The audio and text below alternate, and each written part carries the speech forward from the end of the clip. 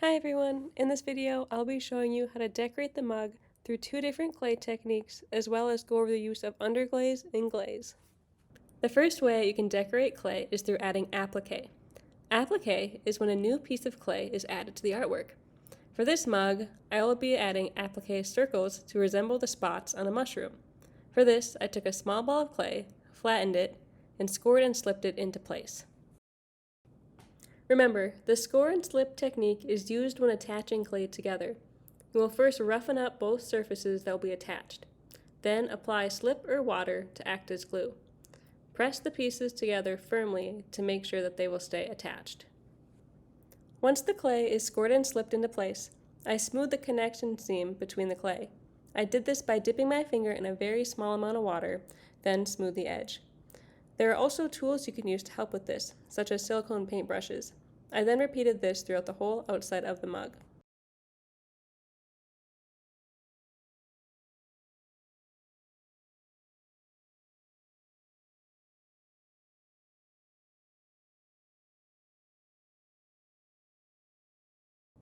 Next, we are going to add detail by drawing into the clay.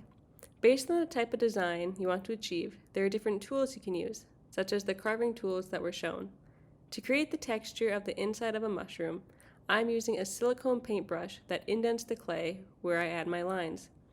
I'm doing this when the clay is in the wet clay or workable stage. To carve into the clay, it is best to do when the clay is leather hard.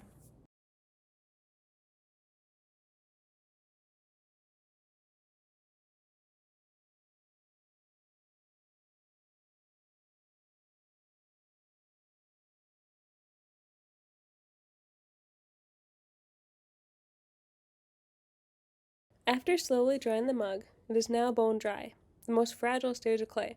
Before the mug goes in the kiln, I'm going to apply 3 coats of underglaze. I am using a red and white low fire underglaze to add color to the mug. Underglaze can be applied to the clay before and or after the clay has gone through the kiln. It can be applied anywhere in the clay, meaning it can be applied to the bottom of the mug. Once it has been fired in the kiln, it will remain matte. As a reminder, 3 coats of underglaze should be added to ensure a solid color. As you can see in the video, the dry underglaze looks matte and is lighter in color compared to the underglaze that is not dry. Here's what the mug looks like after 3 coats of red underglaze and 3 coats of white underglaze. It is now time for the kiln. After the mug has gone through the kiln once, it is considered bisqueware. It is in this stage where the glaze is applied. Once glaze is applied to the mug, it will appear matte. However, once it goes to the kiln a second time, it will become shiny, creating a thin layer of glass. Due to this, it is very important to not apply glaze to the bottom of the mug. If the glaze is applied to the bottom, it will become stuck to the kiln shelf, which will cause damage to your mug and the shelf. Most glaze will also change color in the kiln. Even though the glaze I'm applying here is pink, it will become clear after the mug goes to the kiln.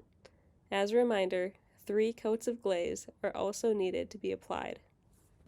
If you accidentally get glaze on the bottom of the mug, you can take a damp sponge and carefully wipe away the glaze. It will come right up.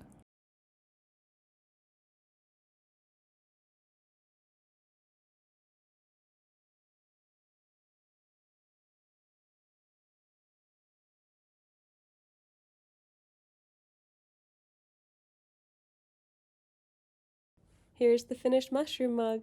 After a second time in the kiln, it is now greenware. Thank you for watching.